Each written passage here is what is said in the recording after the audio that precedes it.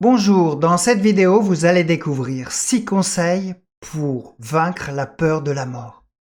Alors comment surmonter votre peur de la mort pour que vous ayez une vie beaucoup plus sereine? Si vous regardez cette vidéo, c'est que la mort est un sujet qui vous préoccupe, voire qui vous obsède pour certains d'entre vous. Surtout en ce moment, alors que les médias nous assaillent d'informations sur la Covid et l'extrême danger de mort que nous courons tous avec cette pandémie, selon eux. Jamais la peur n'a été aussi présente dans tous les esprits. Notamment pour les personnes qui, avant cette crise, et c'est peut-être votre cas, souffraient déjà d'hypocondrie. L'hypocondrie qui est la peur d'avoir une maladie grave et d'en mourir. Il se peut aussi que vous souffriez de crise d'angoisse, votre cœur bat trop vite. Vous avez aussi peur de mourir à cause d'une crise cardiaque. Vous manquez parfois d'air et vous avez peur de mourir d'étouffement. Vous élaborez alors des scénarios catastrophes, vous avez des images où vous voyez mourir. Ou bien vous avez frôlé la mort de près, vu quelqu'un hélas mourir, perdu un proche, entendu un récit sur la mort qui vous a peut-être très traumatisé. Ou encore tout simplement, vous êtes obsédé par cette pensée que ce que vous faites dans votre vie ne sert absolument à rien, car de toute façon vous allez mourir un jour, et vous avez peur du néant dans lequel vous pourriez entrer selon vous après votre vie. Est-ce que la peur de la mort vous hante en permanence, surtout la nuit, et vous empêche de vivre? N'aimeriez-vous pas profiter enfin du moment présent? Des petits moments ou des grands moments de bonheur de la vie, sans avoir toujours en permanence cette peur obsédante de la mort qui rôde. Avoir une vie plus sereine, pleine de sens, et vous libérer de cette peur. C'est ce que nous allons voir. Vous allez découvrir 6 conseils pour dépasser, vraiment surmonter cette peur de la mort. Le premier conseil est de se dire que la mort fait partie du cycle de la vie. Tout d'abord, j'aimerais vous rassurer. Il est tout à fait normal d'avoir peur de la mort. Et rares sont les personnes qui n'ont absolument pas peur de la mort. Moi-même, j'ai peur de la mort. Beaucoup moins qu'avant, mais j'ai aussi peur de la mort. C'est un mécanisme de protection qui vous empêche de rouler trop vite, de faire des excès de vitesse et de vous retrouver dans les décors, de faire attention à votre santé, ne pas trop boire, ne pas trop fumer, de faire du sport. Comme je vous l'ai dit, j'ai eu moi-même pendant une période très peur de la mort. Et j'ai lu de nombreux livres sur le sujet. Et je pense avoir maintenant nettement moins peur de la mort. Et je voudrais vous montrer comment vous aussi, vous pouvez faire. Mais si on remonte dans le passé, la peur de la mort n'était pas aussi présente. Elle faisait partie de la vie. Et vous êtes aussi peut-être victime d'une aseptisation de la mort. Je m'explique. La première fois que j'ai vu la mort, c'était à l'hôpital. J'ai été stagiaire infirmier. La personne était âgée, mais ce qui m'avait choqué le plus à l'époque, c'était la pâleur de sa peau. Et c'est une expérience qui m'a évidemment profondément marqué, mais pas traumatisé. Mon deuxième contact avec la mort a été beaucoup plus difficile. Ça a été le décès de mon grand-père. Et je suis allé le voir dans la chambre funéraire. Il était hyper maquillé, dans un décor kitsch, avec en plus une musique de fond. Pas terrible. La mort était en fait totalement scénarisée. Et je ne reconnaissais plus mon grand-père, on aurait dit une poupée de cire comme au musée Grévin. Cela n'avait absolument rien à voir avec la personne morte que j'avais vue à l'hôpital. Et je peux vous dire que j'ai très mal vécu cela. Je ne reconnaissais pas mon grand-père et j'aurais préféré en fait le voir sans tout ce tralala, sans tout ce cinéma. Voilà pourquoi je vous parle d'une mort que l'on aseptise. Il y a aussi beaucoup moins de rituels funéraires qu'avant. Autrefois, on veillait les morts, alors je ne dis pas qu'il faut continuer à veiller les morts, qu'il faut retourner aux temps anciens, mais tous ces rituels permettaient d'inclure la mort dans la vie, de se préparer psychologiquement à sa propre mort. La mort dans notre société contemporaine est cachée et l'on veut absolument tout faire et prendre toutes les sécurités pour ne pas mourir. Alors on a vu notre gouvernement qui a choisi de nous confiner et de restreindre nos libertés afin d'éviter tout risque d'être contaminé et de mourir. Cela se discute, mais moi, je n'ai pas bien vécu cette absence de liberté. Et je ne suis pas sûr d'être tout seul, vous non plus je pense. Je me suis dit, qu'est-ce qu'une vie si on a en permanence peur de mourir? Ça peut être une vie triste comme peut-être le fut pour certains et pour beaucoup d'entre vous le confinement. Alors pourquoi ne pas décider de ne plus à ce moment-là rien faire du tout, car absolument tout peut être une source de risque, de mort. Traversez la rue, vous pouvez vous faire écraser par une voiture. Prenez votre voiture, vous pouvez avoir un accident. Tout est source de risque. Doit-on se priver de liberté à cause de ça? À cause des risques? De plus, les études scientifiques ont montré que plus vous avez peur de la mort, plus vous allez être matérialiste. Et ça, les marketeurs, les vendeurs de rêves, le savent bien et l'utilisent pour vous faire consommer beaucoup plus. Selon ces mêmes études, plus vous allez avoir peur de la mort, plus vous allez être égoïste et psychorigide. À l'inverse, s'entraîner à l'idée de sa propre mort va entraîner de l'apaisement. Cela peut paraître bizarre car on n'a franchement pas envie de s'imaginer mort. Mais le philosophe Platon, grand philosophe, célèbre, nous dit: les vrais philosophes s'exercent à mourir et ils sont de tous les hommes ceux qui ont le moins peur de la mort. Alors si Platon déjà à son époque le disait, c'est qu'il doit y avoir une part de vérité. Et les bouddhistes s'entraînent en méditation à penser à leur propre mort, en laissant les images venir, en laissant toutes leurs craintes s'exprimer et leur peur aussi. En faisant cela, ils apprennent à apprivoiser leur propre mort et peu à peu, ils surmontent leur peur de mourir. Alors c'est un exercice que vous pouvez commencer à faire et je sais que ce n'est pas facile. Si vous ne sentez pas capable de le faire tout seul, faites-vous accompagner par un thérapeute. Et si cela vous intéresse, je vous propose 30 minutes gratuites avec moi, une séance découverte, et le lien pour prendre rendez-vous est dans la description ci-dessous. Mais vous n'êtes pas obligé d'imaginer votre propre mort comme le font les moines tibétains. Vous pouvez tout simplement vous asseoir confortablement et après avoir fait quelques respirations, laissez les images au sujet de la mort qui vous obsèdent venir, ressentez les émotions et les sensations que vous craignez. C'est une technique à la fois d'exposition et d'acceptation. Et plus vous vous exposez à votre peur, plus elle va diminuer. Je sais, c'est contre-intuitif. Entraînez-vous, vous allez voir. Plus vous regardez votre peur de la mort en face, et plus elle va diminuer. D'ailleurs, le psychiatre Christophe André a beaucoup pratiqué cela avec ses patients et il nous en parle. Alors, de notre mieux, accueillons les irruptions de la mort dans nos vies, devant les faire-part de décès, à l'écoute du glas de l'église voisine. Immobilisons-nous, laissons toutes les images, les pensées, les souvenirs liés à la mort se répandre en nous. Efforçons-nous simplement de rester reliés à notre respiration, au souffle de la vie, en nous et autour de nous. Rendons-nous de temps en temps dans les cimetières, prenons le temps d'y marcher dans les allées, de nous y asseoir, et là encore, sans rien chercher, sans rien poursuivre, laissons-nous habiter par ces instants, observons cet environnement de vie et de mort mêlés. Restons là, à écouter le chant des oiseaux, le pas des visiteurs sur le gravier. J'ai souvent fait cet exercice avec certains de mes patients qui souffraient d'une anxiété de la mort.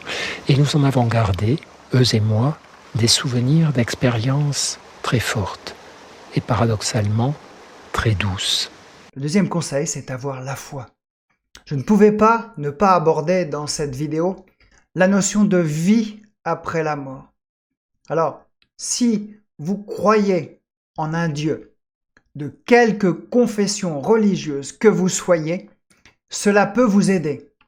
Croire qu'il y a une vie après la mort peut soulager votre peur de la mort, et c'est ce que disent les études scientifiques. Si vous pensez qu'il n'y a rien après la mort, je comprends, si vous pensez que c'est le néant absolu, qu'il n'y a rien, je comprends que la mort vous fasse peur. Mais quant à moi, je suis persuadé que la mort n'est que tout simplement un passage et que la vie continue. De plus, les médecins étudient le phénomène d'EMI, ou expérience de mort imminente. Ma première rencontre, moi, avec ce concept d'EMI, ça a été le docteur Raymond Moody, psychiatre qui, en 1975, déjà à l'époque, dans son ouvrage La vie après la vie, nous parle des expériences de mort imminente. Et je vous conseille de lire, si vous adorez lire, c'est mon cas, j'adore lire, si vous êtes intéressé par le sujet. Ces EMI vont toucher en particulier les patients qui sont dans le coma ou qui font un arrêt cardiaque ou qui sont en anesthésie. Les patients sont morts dits cliniquement et après qu'on ait fait plusieurs tests sur eux, ils n'ont premièrement plus d'activité musculaire, de réflexes, plus de réaction à la douleur et, fait étonnant encore, ils ne respirent plus. Autrement dit, ces personnes sont en train de vivre pleinement, si on peut vivre pleinement, ce qu'est la mort. Et une fois revenus à la vie, ils nous racontent des faits absolument époustouflants, étonnants. Ils racontent être sortis de leur corps. Ils peuvent décrire leur opération en détail. Et fait plus étonnant encore, ce qui s'est passé, ce qui s'est dit dans une pièce à côté. Certains racontent être entrés dans un grand tunnel et d'avoir été accueillis par ce qu'ils décrivent comme des êtres de lumière, ou des guides, ou des membres, parfois décédés, de leur famille. Ils ressentent toujours, après cette expérience, une très très grande sérénité. Ils sont transformés à jamais. Les expériences de mort imminente, c'est un constat troublant. Vous le savez, les personnes qui se réveillent après un coma ou un état de mort clinique racontent souvent les mêmes visions, les mêmes scènes. Un espace un peu velouté, un peu diaphane, un peu blanc, avec des voiles, avec des formes qui n'étaient pas des formes d'être humain du tout, et une sensation de paix. Nous avons également rencontré quelques témoins qui ont vécu cette expérience unique. Je suis sortie de mon corps, donc j'étais plus dans cette dimension matérielle. Et à un moment donné, je me suis vue flotter au-dessus de mon corps. Je voyais tout. Le gynécologue était hors de lui, il criait, il disait « on la perd, on la perd ». Et la première chose qui m'est venue, c'est de me dire « mais je suis morte » et c'était vraiment complètement naturel comme sensation. Ça a duré combien de temps? Je ne sais, mais je suis dans le hors-temps où la seconde et l'éternité sont la même chose.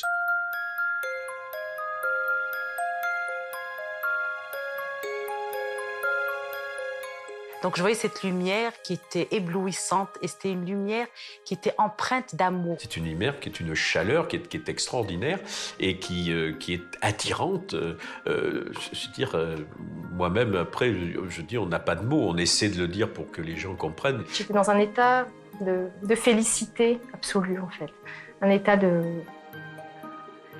plus que du bien-être, plus que de l'amour. En tout cas, c'est ce sentiment d'être aimé sans jugement, complètement, pleinement, comme j'ai jamais ressenti ça sur Terre en fait. Je me suis retrouvée dans un tunnel avec des silhouettes de part et d'autre qui m'accueillaient. Et face à moi, il y avait des personnes en arc de cercle, avec une personne plus charismatique qui était au milieu. J'avais la sensation que c'était un retour à la maison. En fait, je connaissais pas ces personnes-là, mais j'avais confiance en elles.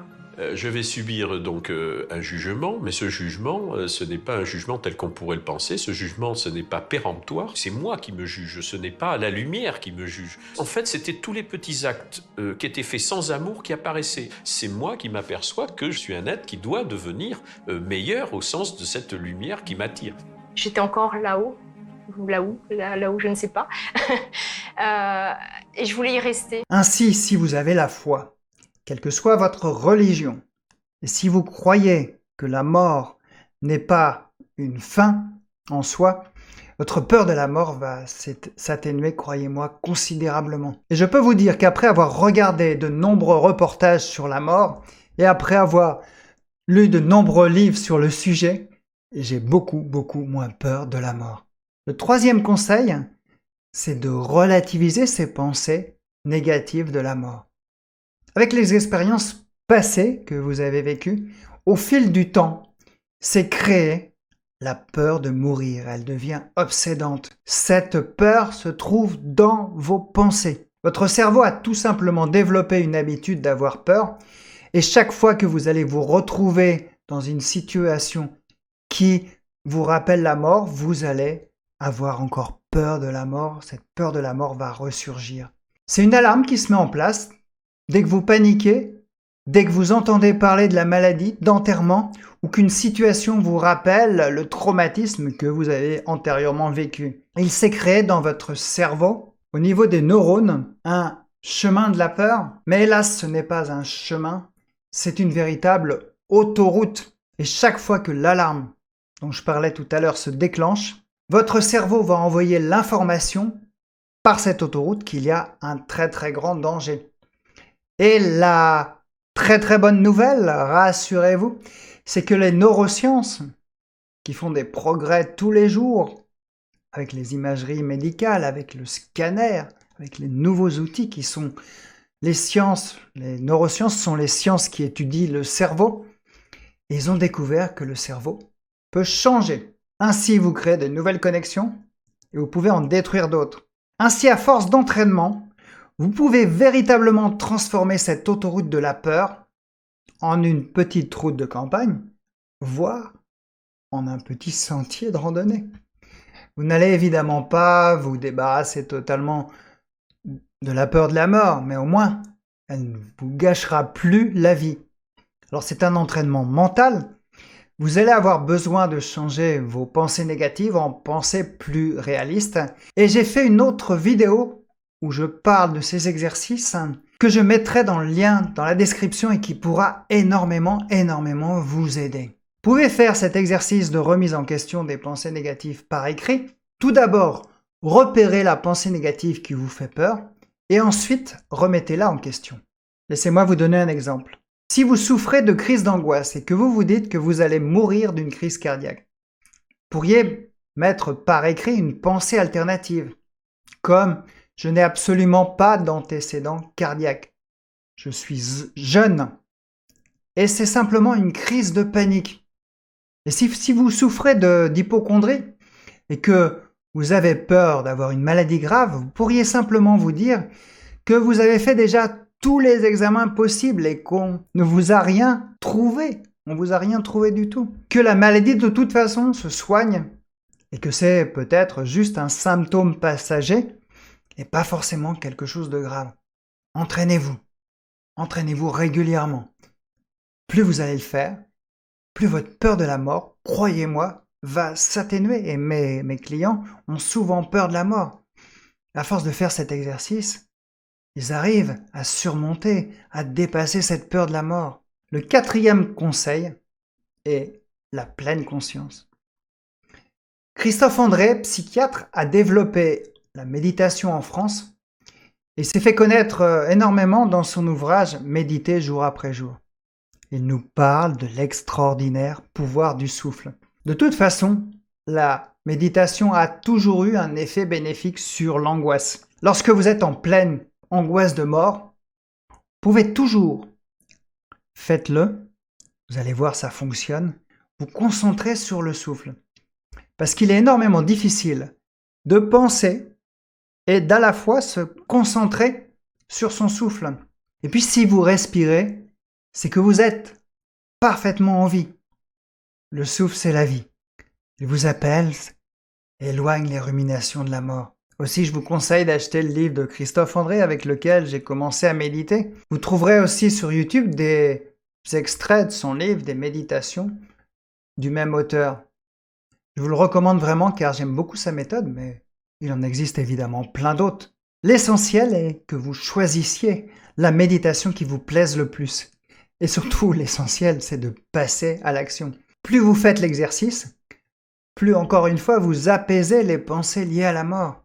Le 5e conseil est de vivre pleinement sa vie. Et si vous aviez peur de mourir, car vous avez le sentiment de frustration, de manque, et vous vous dites, si je meurs maintenant, ce sera terrible car j'ai encore de millions de choses à faire, il y a tant de choses que j'aimerais accomplir, que je n'ai pas encore faites. Alors pour vivre pleinement, faites-vous toute une liste de vos rêves, comme de faire tel ou tel voyage. Alors je sais que le voyage n'est plus aussi facile à faire qu'auparavant, mais vous pouvez aussi vous faire une nouvelle formation, vous former. Et se former maintenant à l'heure d'Internet, c'est ultra facile. Vous pouvez changer de travail, de compagnon, de compagne, accomplir telle ou telle thérapie. L'angoisse de la mort pourrait être une alerte qui vous dit « vis ta vie, vis tes rêves ». Alors, c'est une hypothèse qui n'est évidemment pas confirmée par la science, mais qui me plaît énormément. Et je vous pose la question. Si on vous donnait le choix de vivre une vie triste jusqu'à l'âge de 80 ans, ou une vie riche et pleine de sens, mais jusqu'à l'âge de 60 ans. Personnellement, je prendrais la deuxième option. Je voudrais vivre une vie riche jusqu'à l'âge de 60 ans, même si elle est plus courte. Mais la meilleure option, je ne vous le cache pas, serait pour moi de vivre une vie très riche et palpitante, et ça jusqu'à 100 ans. Alors, vivez vos rêves et travaillez sur votre peur de la mort. Et pour finir, j'aimerais citer l'excellente citation de Jamel Fadel, professeur d'université en Algérie. « Celui qui a peur de la mort ne peut pas apprécier le plaisir de la vie. » Si vous avez aimé cette vidéo, abonnez-vous et cliquez sur la cloche pour avoir les notifications. Ainsi, vous ne louperez aucune autre vidéo. Et croyez-moi, je vais faire d'autres vidéos pour vous donner encore plein de conseils. Si la peur de la mort vous gâche la vie et crée chez vous des crises d'angoisse, vous pouvez aussi accéder à ma formation gratuite en 4 vidéos pour vous apprendre à calmer vos crises. Vous recevrez les vidéos dans votre boîte email et si mes emails ne vous intéressent plus, eh bien vous pourrez vous désabonner à tout moment. Alors cliquez sur le bouton en dessous moi et vous comprendrez ainsi pourquoi vous avez des crises d'angoisse et la meilleure des méthodes que j'enseigne à mes clients pour cesser d'angoisser et avoir beaucoup moins peur de la mort. Cliquez sur le bouton pour commencer à regarder les vidéos et à bientôt pour des prochaines vidéos.